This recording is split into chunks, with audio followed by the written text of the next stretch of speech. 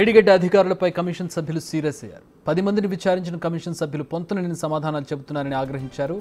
అడిగిన ప్రశ్నలకు అధికారులు దాటవేస్తున్నారని సీరియస్ అయ్యారు.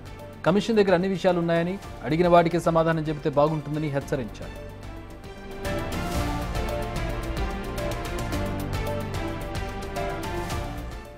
మేడిగడ్డ ఇంజనీర్లను కమిషన్ సభ్యులు విచారించారు. మేడిగడ్డ ఎస్సీ, ఈఈలను కమిషన్ సభ్యులు ప్రశ్నించారు.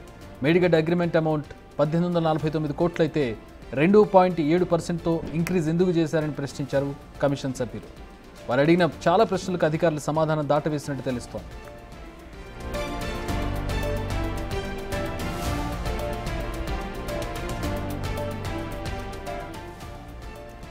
కోవిడ్ కారణంతో ఏజెన్సీ వారికి బ్యాంక్ గ్యారంటీ ప్రభుత్వం ఇచ్చిందని, ఏజెన్సీలకు ప్రభుత్వం ఎందుకు బ్యాంక్ గ్యారంటీ ఇచ్చిందని అధికారులను కమిషన్ అడిగింది. డిపార్ట్మెంట్ నిర్లక్ష్యం వల్లే మేడిగడ్డ కుంగిందని కమిషన్ ముందు ఇంజనీర్లు చెప్పారు.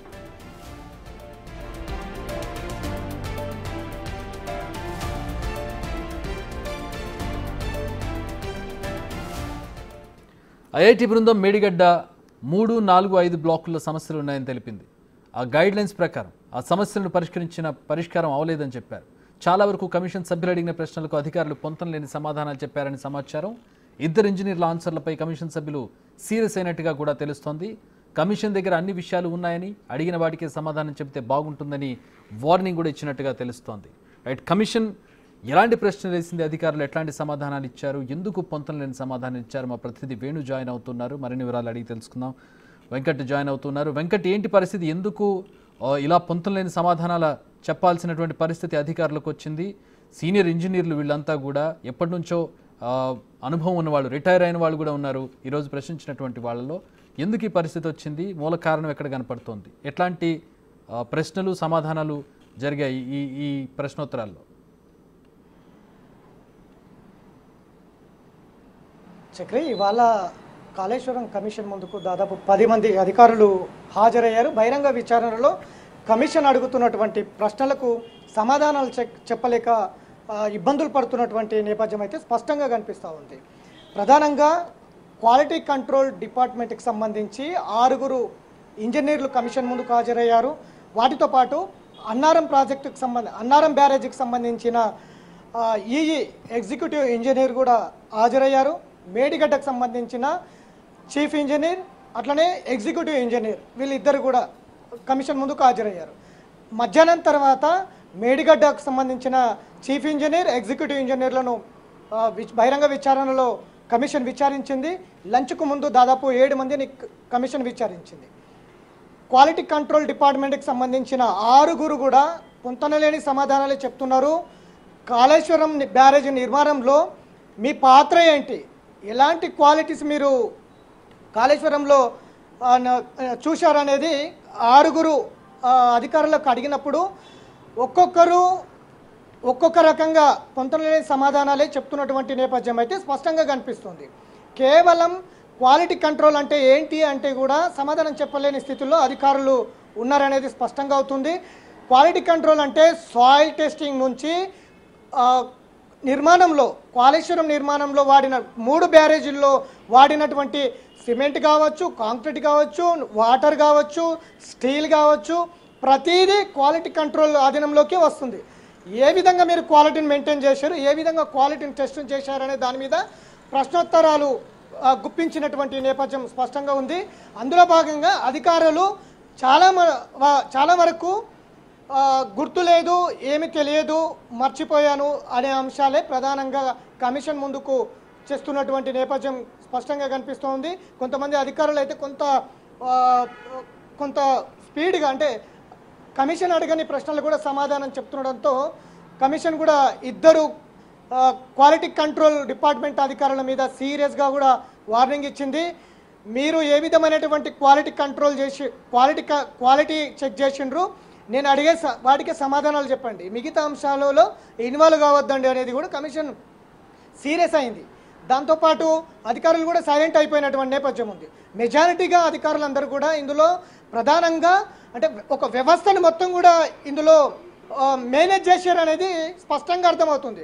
క్వాలిటీ కంట్రోలే కాదు, సిడిఓ అధికారులు ముందు నుంచి కూడా డిజైన్లో మాకు ఎలాంటి సంబంధం లేదు అనేది చెబుతున్నారు ముందు నుంచి కూడా. నిన్న కూడా ఒక అధికారి సిడిఓ అధికారి డిజైన్కి మాకు సంబంధం లేదు, అంత నిర్మాణం అయిన తర్వాత ఫార్మాలిటీ ప్రకారమే సిడిఓ అధికారులు అందులో ఇన్వాల్వ్ చేసారు అనేది నిన్న ఒక అధికారి చెప్పిండు. అంతకుముందు సిడిఓ చీఫ్ సెంట్రల్ డిజైనింగ్ ఆర్గనైజేషన్కి సంబంధించిన సిడిఓ అధికారి నరేందర్ రెడ్డి కూడా ఫార్మాలిటీస్ కోసమే మళ్ళీ ఇన్వాల్వ్ చేశారు. ఆల్రెడీ ప్రాజెక్టు స్టార్ట్ అయిపోయింది. ప్రభుత్వము ఎల్ఎన్డి సంస్థ కావచ్చు, మిగతా ఏజెన్సీ సంస్థలే అనుకూలంగానే డిజైన్ జరిగిందనేది. ఇట్లా తెలంగాణ ఇంజనీరింగ్ రీసెర్చ్ ల్యాబొరేటరీకి సంబంధించిన అధికారులు కూడా పూర్తిగా దానికి సంబంధించి సాయిల్ టెస్ట్ కావచ్చు, మిగతా కన్స్ట్రక్షన్కి సంబంధించిన అంశాలు ఏ విధమైనటువంటి రీసెర్చ్ చేసిండ్రు, సాయిల్ టెస్ట్ ఏ విధంగా రీసెర్చ్ చేసిండ్రు, అక్కడ డ్యామ్ ఉంటుందా, ఉండడానికి ఆ సాయిల్ టెస్ట్ మీరు చేశారనేది కూడా నిన్న వచ్చినటువంటి 5 అధికారులను కూడా కమిషన్ విచారించింది. అక్కడ కూడా సరైన సమాధానం లేదు. అట్లనే ఎస్డిఎస్ఓ స్టేట్ డ్యామ్ సేఫ్టీ అథారిటీ అధికారులు ఇద్దరిని విచారించింది. డ్యాము ప్రమాదంలో ఉంది, డ్యామేజ్ జరిగిందని కమిషన్ అడిగితే అది మా దృష్టికి రాలేదని ఎస్డిఎస్ఓ అధికారులు కమిషన్ ముందు చెప్తున్నటువంటి నేపథ్యం. అంటే దేశవ్యాప్తంగా కాళేశ్వరం డ్యామేజ్ జరిగింది, కృంగిపోయిందనే దేశవ్యాప్తంగా చర్చ జరుగుతుంటే అధికారులకు మాత్రము మా దృష్టికి తీసుకురాలేదు అనేది పొంతలలేని సమాధానం కమిషన్ ముందు చెప్తున్నటువంటి నేపథ్యం కనిపిస్తుంది. ఇవాళ మధ్యాహ్నం తర్వాత అన్నారం బ్యారేజ్కి సంబంధించిన ఎగ్జిక్యూటివ్ ఇంజనీరు ఇందులో పాల్గొన్నారు. ఆయన పూర్తి స్థాయిలో కమిషన్ ముందు చెప్పినటువంటి నేపథ్యం ఉంది. అన్నారం డిజైను ఏదైతే ఫ్లడ్ వస్తుందో ఆ ఫ్లడ్కి సంబంధించి డిజైన్ చేయలేదు. మినిట్కి 5 మీటర్స్, ఒక సెకండ్కు 5 మీటర్స్ ఫ్లడ్ మాత్రమే డిజైన్ చేసిండ్రు. కానీ మినిట్కు 15 మీటర్స్ ఫ్లడ్ వస్తుంది.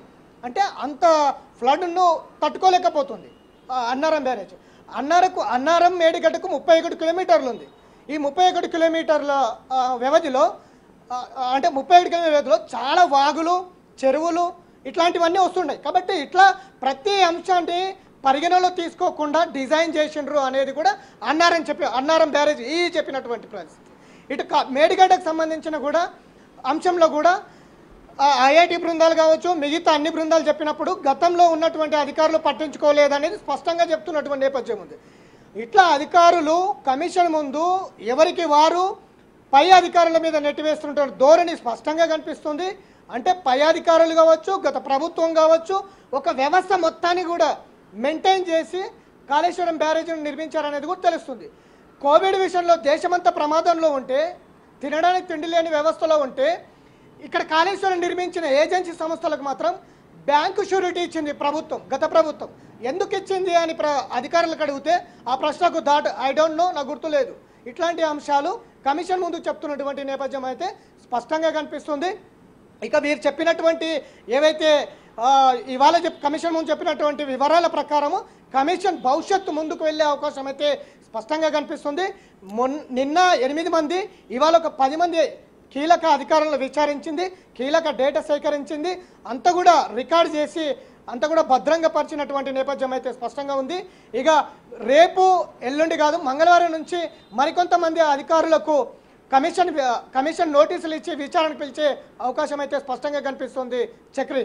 Right, thanks for the updates Venkat.